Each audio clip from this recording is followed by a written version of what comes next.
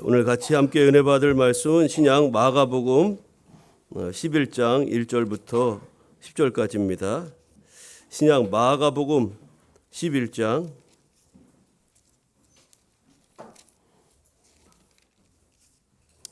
1절부터 10절까지.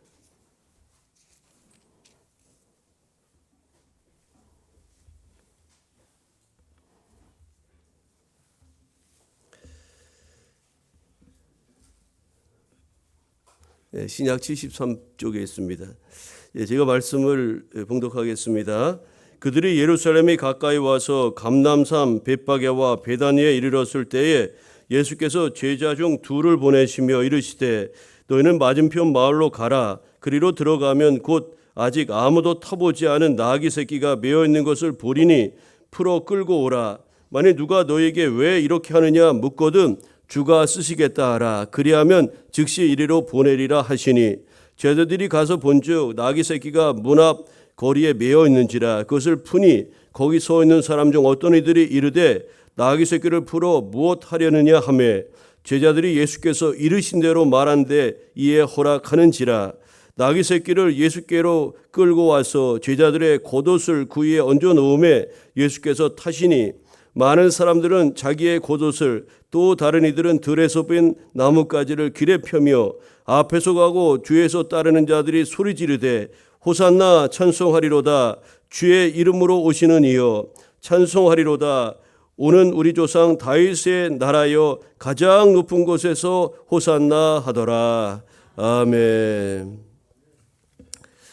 오늘 예수님 예루살렘에 입성하신 종려주일인데 오늘 마가복음 11장 본문 말씀을 중심으로 나귀 새끼를 타신 예수라는 제목으로 말씀을 나누려고 합니다. 오늘은 우리 교회력에서 아주 중요한 절기인데요. 오늘을 보통 이제 종려주일 또 고난주일이라고도 그렇게 부릅니다. 예수님께서 우리의 죄와 허물을 대신하여 이제 신문받고 또 십자가 달려 돌아가시기 위해서 예루살렘에 입성한 날을 기념하는 그런 주일입니다. 예루살렘이 예수께서 입성하셨을 때 백성들은 오늘 본문에 있는 것처럼 종려나무 가지를 꺾고 흔들면서 어린 나귀 새끼를 타고 오시는 예수님을 환영하는데 후세에 이제 종려나무를 흔들었기 때문에 종려주일이라고도 부르고 또 각종 신문과 조롱과 고통 마침내 십자가에 모든 고난을 당하시고 또 이제 십자가 달려 돌아가시기까지 심한 고난을 당하였기 때문에 이 주간을 우리가 고난 주간이라 그렇게 이제 부릅니다. 우리는 기독교 하면은 부활절 아주 기쁜 그런 절기, 주 성탄절 아주 성탄 찬양하고 즐거운 그런 것들을 많이 연상하지만 그 이면으로 들어가 보면 우리 예수님의 엄청난 그런 고난과 피 흘림이 있었다는 것을 알 수가 있습니다. 기독교 신앙은 십자가와 부활입니다. 그러니까 십자가 없이 부활만 딸랑 있는 종교가 아니라 우리 기독교는 반드시 부활 앞에 십자가가 있는 종교가 기독교입니다. 예수님의 십자가 고난과 죽으심이 없이 부활의 영광이 있을 수가 없기에 이 종려주일과 고난주간은 우리 교회력에 있어서 아주 중요한 절기가 아닐 수가 없는 겁니다. 예수님의 오늘 본문의 그 예루살렘 입성에 대한 말씀은 마태, 마가, 누가, 요한 소위 사복음서에 모두 기록된 말씀으로서 그만큼 이 예수님의 예루살렘 입성은 중요한 의미를 갖고 있음을 알 수가 있죠. 오늘 우리가 읽은 본문은 소위 고난주간으로 불리는 이제 예수님의 공생의 마지막 주간 첫날인 주일, 오늘 주일에 일어난 사건입니다. 예수님은 예루살렘에 공식 입성한 것으로서 당신의 생애 마지막 한 주간을 그렇게 이제 시작하신 것입니다. 지금 영광스러운 그런 자리, 그 자리가 아니라 죽음을 위한 그런 첫걸음을 이제 예수께서 그렇게 걸어가고 계신 거죠.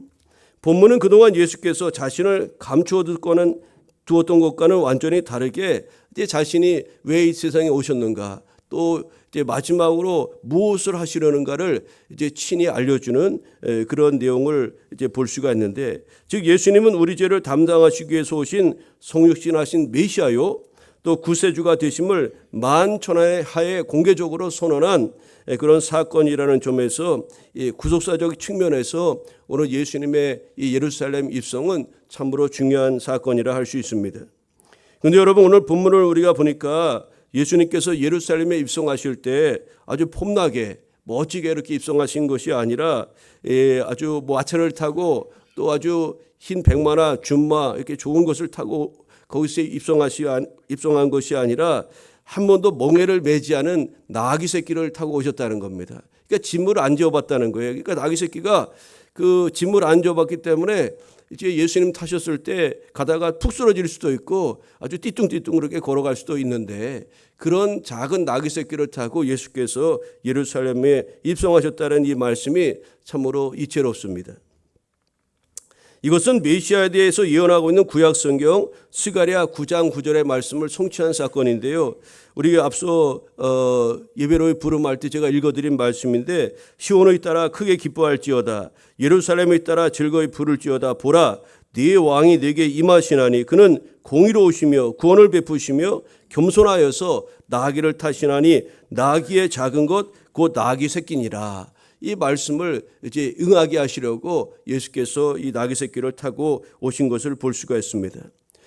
예수님이 나귀 새끼를 타고 예루살렘에 입성하신 것에 그런 어떤 역사적 의의라 그럴까요? 그것은 예수께서 이 세상에 힘 있는 왕으로 아주 보란 듯이 그렇게 온 것이 아니라 또 누군가를 군림하고 통치하러 오신 그런 권력자로 오신 것이 아니라는 것을 우리에게 보여주는 것이고 도리어 자신을 대속물로 주시고 또 인류를 죄에서 구원하시기 위해서 오신 참 구세주요 겸손의 왕이여 평화의 왕으로 오신 예수님을 이렇게 나귀 새끼를 타고 오심을 통해서 우리에게 보여주고자 함입니다.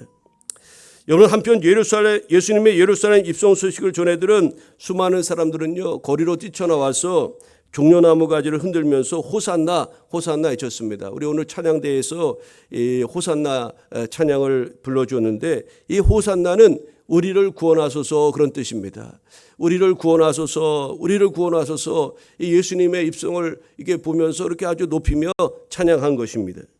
여러분 그들이 호산나를 외친 이유는 죽은 나사로까지 살리신 예수님께서 자신들에게 승리와 구원을 가져다 줄 것으로 그렇게 기대하였기 때문이고 로마의 그런 압제 가운데 있는 이스라엘 백성들을 정치적으로 이렇게 해방시켜 줄 위대한 왕으로 예수님이 그 역할을 감당하실 것이라는 기대를 가지고 그렇게 예수님을 향해서 호산나 찬송하며 그를 높여 이렇게 이름을 불렀던 거죠. 그런데 여러분 그들의 기대는 영적이고 궁극적인 것이 아니라 아주 지극히 현세적인 것으로서 로마 압제로부터 해방되고 또 정치적 메시아의 왕국의 영광과 축복을 누리려는 것을 그들이 원하였다는 것을 알 수가 있습니다.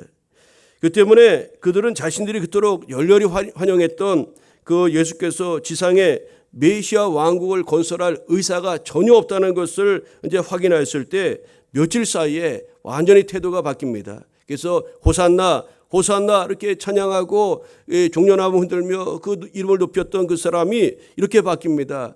예수를 못 박아라, 예수를 못 박아라. 이제 며칠 사이에 그렇게 바뀌는 겁니다. 그래서 우리 예수님께서 이제 금요일 되면 이번 주 이제 금요 우리가 성금요일 예배도 드리겠지만 금요일에 예수님을 이제 십자가 되어 주고 모든 고난과 고통 멸시 천대 당하시면서 마침내 십자가에 달려 돌아가시기까지 이제 그 길을 걸어가신 것을 볼 수가 있습니다.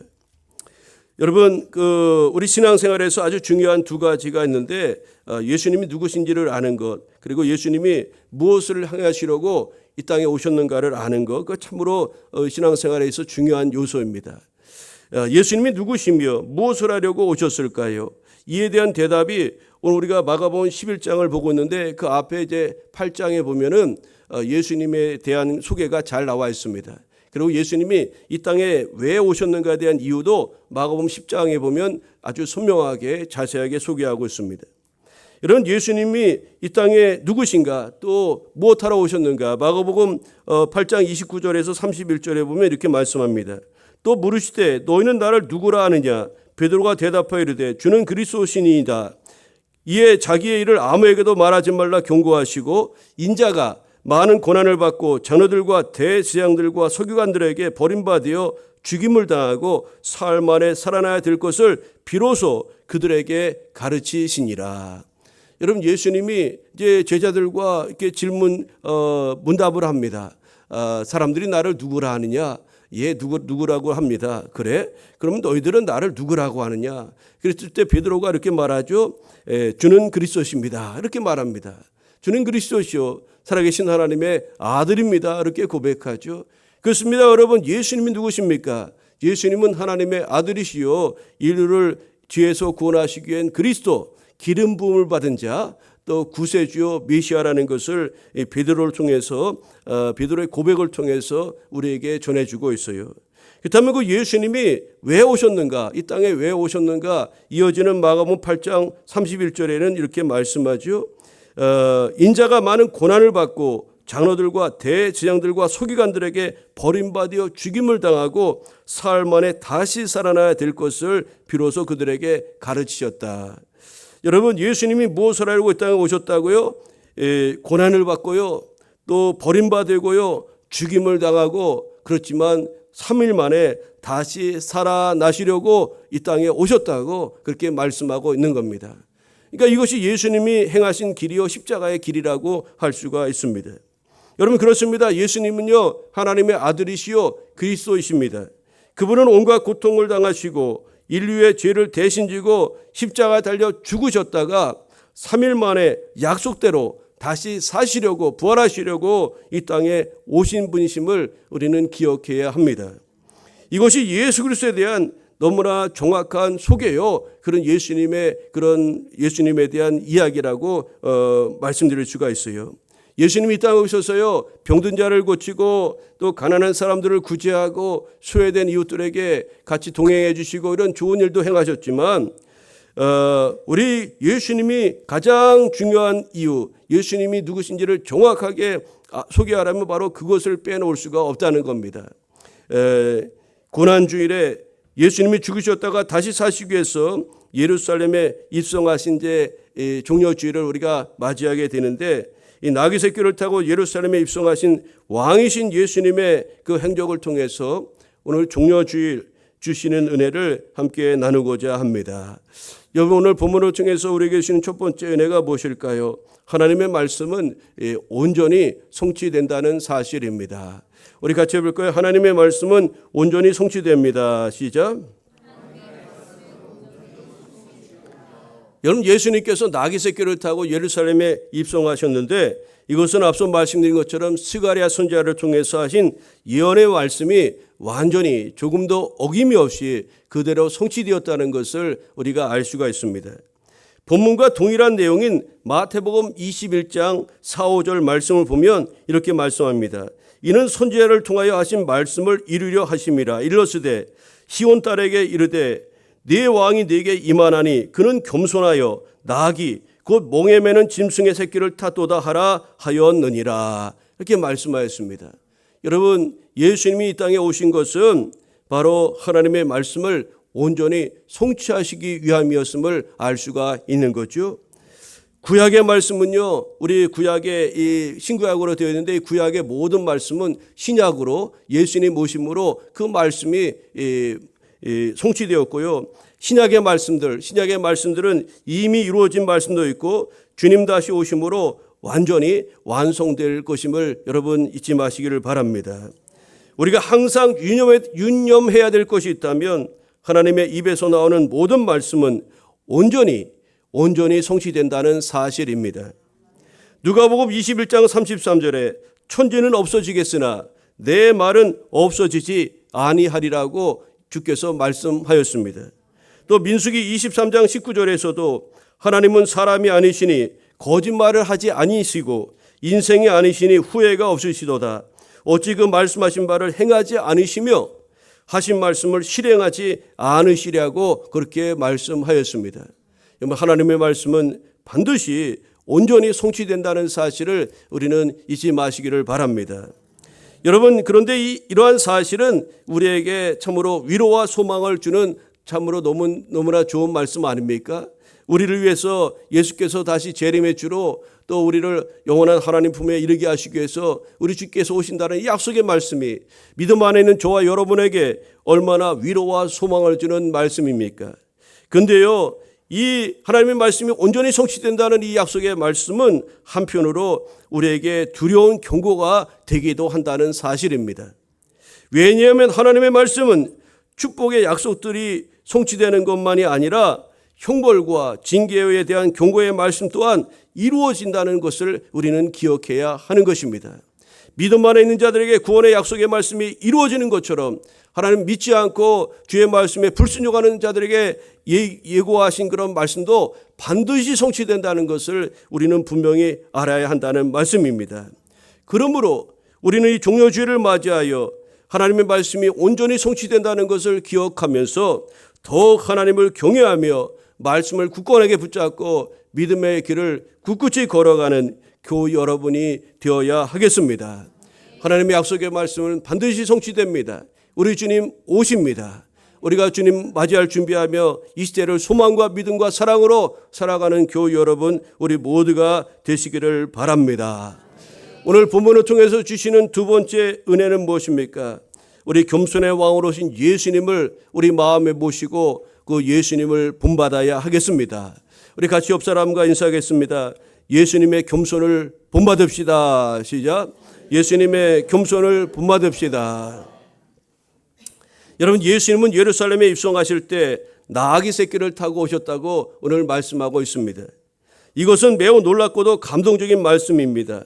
당시 전쟁에서 이기고 돌아온 그런 군대 대장이나 그런 사람들은 개선장군이나 왕들은 한 성에 입성할 때 어떻게 합니까? 앞뒤에 수많은 그런 포로들 이제 앞에 그 군인들이 앞서 또 뒤에 따라오고 또 그 뒤에 누가 따라옵니까? 전쟁에서 수많은 포로들과 전리품을 갖고 어떻게 오냐면 화려한 그런 병거를 타고 준말을 타고 자기 권세를 자랑하면서 그렇게 입성하는 것이 당시의 그런 모습이었습니다. 여러분, 예수님이 오병이어의 기적을 행하지 않았습니까? 사람들이 그래서 성경에 보니까 예수님을 억지로 이렇게 왕 삼으려 했다는 그런 말씀도 있고요. 또 죽은 나사로를 살리시는 그런 기적을 행하셨을 때 사람들이 예수님을 왕 삼으려고 하였다는 말씀도 있습니다. 그런데 여러분, 예수님이 입성하실 때, 그렇다면 예루살렘에 입성하실 때 다른 왕들에 못지않게 그런 멋진 가마를 타고 또 좋은 말을 타고 그렇게 사람들을 대동하고 그렇게 예루살렘에 입성해야 되는 것이 아니겠습니까? 여러분, 그런데 그렇게 하는 것이 당연해 보이는데 만왕의 왕 되신 예수께서 왜 보잘것없어 보이는 나귀, 그것도 큰 나귀가 아니라 작은 나귀 새끼를 타고 이렇게 비틀비틀 예루살렘에 입성하셨단 말입니까?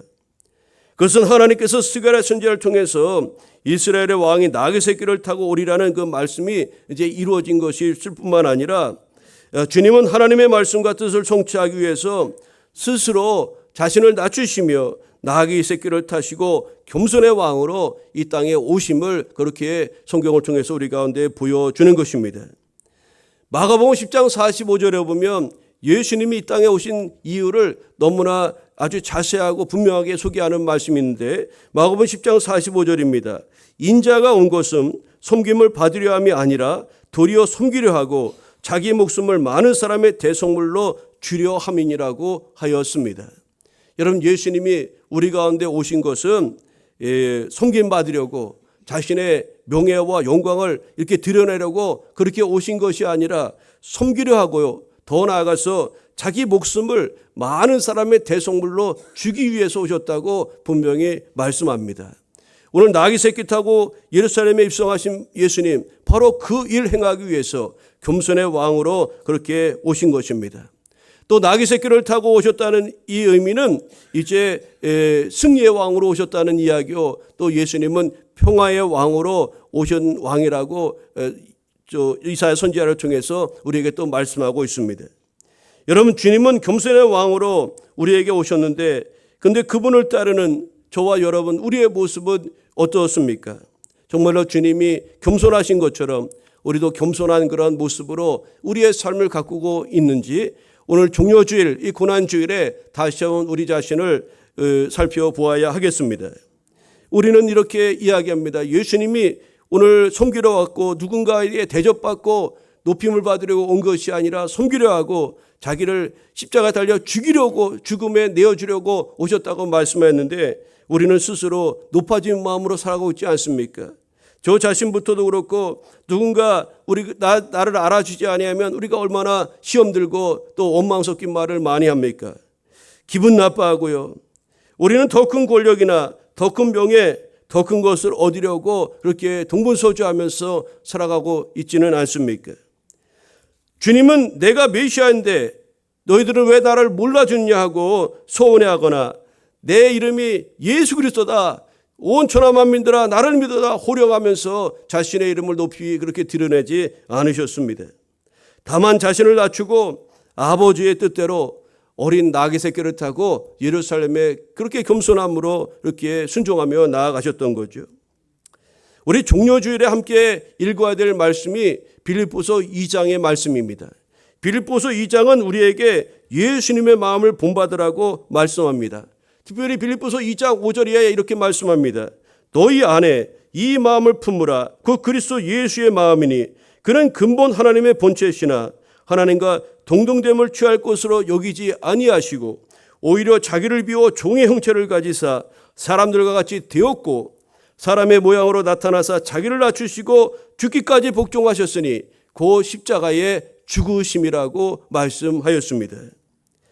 여러분, 하나님이신 예수께서 자기를 비워 사람의 몸을 입으셨다는 것은 엄청난 자기 비하라고 할 수가 있을 것입니다. 자기 비하, 자기 비움이라고 할 수가 있어요. 이 땅에 육신을 입고 오실 때에도 마지막 십자가를 지고 그 십자가를 걸어가실 때에도 예루살렘에 입성하실 때도 우리 주님은 나귀 새끼 타고 그렇게 겸손의 길을 걸어가신 것입니다. 올 때는 어디에 오셨습니까? 마국간에 그렇게 오셨고 또 사시는 기간에도 늘 겸손함으로 사셨고 또 죽음의 자리에 나아가실 때도 나귀 새끼를 타시고 그래서 처음과 중간과 나중에 한결같이 겸손한 삶의 모습을 우리에게 예수께서 친히 보여주시지 않았습니까? 여러분, 겸손하신 예수님은 그래서 겸손한 자에게 은혜를 베푸신다고 말씀하는 것 아닐까요? 하나님은 겸손한 자에게 은혜를 베푸시는도다. 하나님은 교만한 자, 거만한 자를 멀리하시고 겸손한 자에게 은혜 베푸신다고 말씀하는 것 아닙니까? 여러분, 우리가 예수님 어느 곳에서 만날 수 있습니까? 겸손한 사람이 예수님 만날 수 있는 겁니다. 예수님이 제자들 발 앞에 무릎 꿇어 발을 닦아주는 그 낮아짐의 그 자리에서 예수님을 만날 수가 있는 거죠. 예수님이 세례요한에게 머리를 숙여 참으로 세례를 받으신 그 낮아짐의 자리, 그 자리에서 우리는 예수님의 얼굴을 바르게 볼 수가 있는 겁니다. 예수님은 지금 허리를 구부리고 낮아져 계시는데 우리는 허리를 꽂아 펴고 거만하게 서 있으면 우리는 예수님의 얼굴을 온전히 볼 수 없고 그분의 그 뒤통수나 아니면 등 옷자락밖에 볼 수 없는 것 아닙니까? 여러분, 겸손한 예수님으로 오신 겸손의 왕으로 오신 예수님을 우리 마음에 모시고 예수님처럼 겸손의 길을 걸어가는 이 종료주일, 이 고난주간의 삶이 되시기를 바랍니다. 오늘 본문을 통해서 주시는 마지막 세 번째 은혜가 무엇일까요? 하나님은 순종하는 자를 통해서 역사하신다는 사실입니다. 여러분, 예수님이 인류 구원을 위해서 십자가의 길을 걸어가실 수 있도록 도와준 사람들이 있었습니다. 오늘 본문에 보니까 두 명의 제자에게 이제 말씀을 하시죠. 저기 가면은 나귀 새끼가 있을 거다. 그리고 가서 그것을 끌어오라고 그 주님께서 말씀하셨을 때 그 말씀에 순종한 주님의 제자가 있었다는 것을 우리는 오늘 본문을 통해서 주목해야 합니다. 여러분, 하나님의 역사는 어떻게 이제까지 이루어졌습니까? 하나님의 역사는 사람을 통해서 이루어지는데 그 중에서도 순종하는 이들을 통해서 하나님의 역사는 이제까지 이루어 온 줄로 믿습니다. 아브라함을 하나님이 부르셨습니다.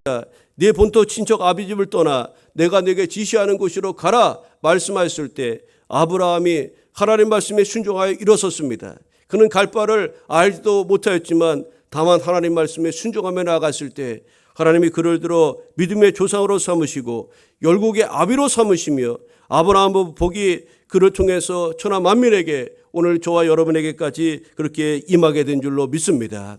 그 순종하는 한 사람을 통해서 하나님의 역사가 지금까지 계속되어 왔던 겁니다.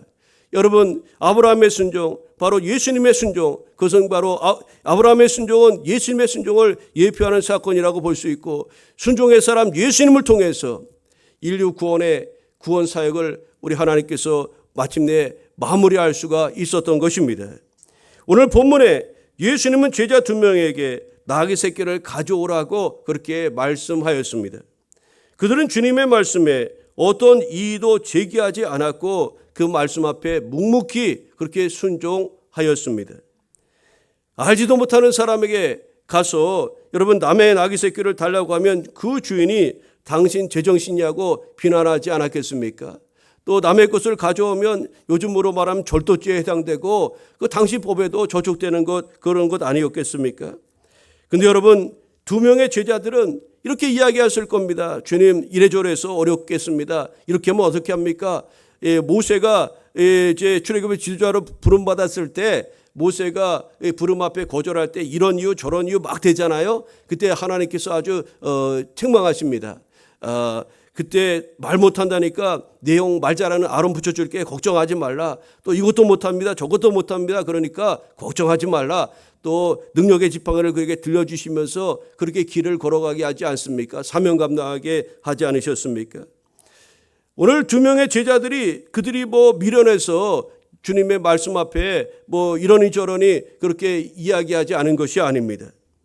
그들은 자신들의 생각을 모두 접고 순종하는 그런 편을 믿음으로 택하였던 것입니다. 우리가 주님의 말씀과 지시에 대해서 취해야 될 바른 태도가 바로 오늘 본문의 2명의 제자와 같은 모습이 아니겠습니까? 내 생각이 왜 없겠습니까? 내 경험도 있고 내 철학도 있고 내 방법도 있지 않습니까?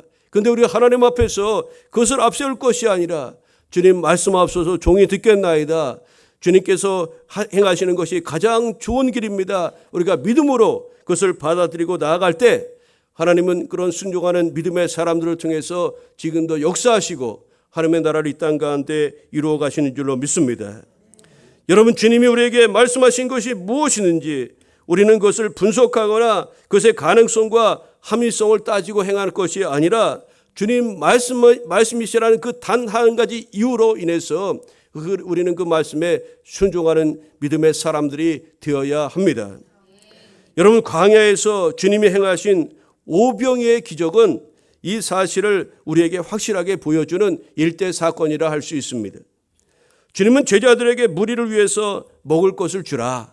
이들이 이제 예수님 그 설교 듣고 가르침 듣고 예수님 따라다니느라고 얼마나 배가 고팠는지 모릅니다. 그러니까 이제 예수님이 그들을 무리를 보시고 아주 치근한 마음이 들었어요. 배고픈데 계속 내 이야기 듣느라고 얼마나 안타까운지, 그래서 제자들에게 너희가 먹을 것을 주라 이렇게 말씀하죠. 그때 제자들이 이렇게 말합니다. 제자들 대부분은 불가능하다고 생각하였습니다. 이 사람들, 여기 모인 사람들을 다 먹으려면 200데나리온이 필요합니다. 한 데나리온은 하루 노동자의 하루 품삯 정도로 보는데 200데나리온이면 200명의 품삯을 가지고 여기 있는 사람 지금 먹이라는 거예요. 그러니까 그걸 돈으로 환산하면 어마어마한 돈 아니겠습니까? 그 돈이 지금 어디 있습니까?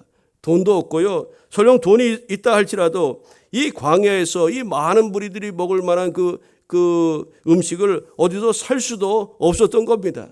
제자들의 반응은 너무나 합리적이었고 또 그들의 생각은 틀린 것이 아니었죠. 200데나리온이나 되는 그런 돈도 없을 뿐만 아니라 이 많은 그 먹을 것을 어디서 삽니까? 주님, 이거 어렵습니다. 불가능합니다. 그렇게 생각할 수도 있을 것입니다. 그런데 여러분, 이것은 믿음이 없이 인간적인 관점에서 내린 결론일 뿐입니다. 이 일이 주님과 관련된다면 상황은 완전히 바뀔 수가 있는 것 아닙니까? 여러분, 그래서 그들이 이제 주님의 말씀에 순종합니다. 그래서 어떻게 할까 막 찾아보니까 한 가지가 보였던 겁니다. 순종하고자 하니까 그 길이 보이는 거죠. 그래서 어떤 일이 일어납니까? 순종하여 한 아이가 가져온 도시락, 즉 보리떡 5개와 물고기 2마리를 받아서 그것을 예수님께 전해주는 역할을 제자들이 감당하였던 겁니다. 그때 우리 주님께서 그 오병이어의 축사하시고 기도하시고 그것을 가지고 기적을 행하셔서 그곳에 많은 무리들에게 그 음식을 나눠 먹을 수 있도록 하시고 마침내 배불리 먹고도 12바구니를 거두는 그런 하나님의 능력을 행하신 것을 우리는 성경을 통해서 알 수가 있습니다. 여러분, 하나님의 역사는 이처럼 순종하는 믿음의 사람들을 통해서 지금도 계속되고 있다는 것을 우리는 잊지 말아야 하겠습니다. 제자들의 순종으로 예수님은 나귀를 타고 예루살렘에 입성하실 수가 있었습니다. 하나님의 말씀이 성취되어야 되는데 이 제자들의 순종이 없었더라면 이 하나님의 말씀이 어떻게 성취될 수가 있겠습니까? 이 두 제자의 순종이 참으로 그래서 너무나 중요한 것이 아닐 수가 없는 겁니다. 그리고 예수님은 이제 십자가의 길을 걸어가시고 마침내 인류 구원의 그 길을 걸어가시고 십자가에 달려서 모든 인류의 죄를 다 담당하시고 죽으심으로 다 이루었다. 하나님이 인류를 구원하시고자 하는 그 구원 계획을 다 이루었다고 선포하시고 운명하셨던 겁니다.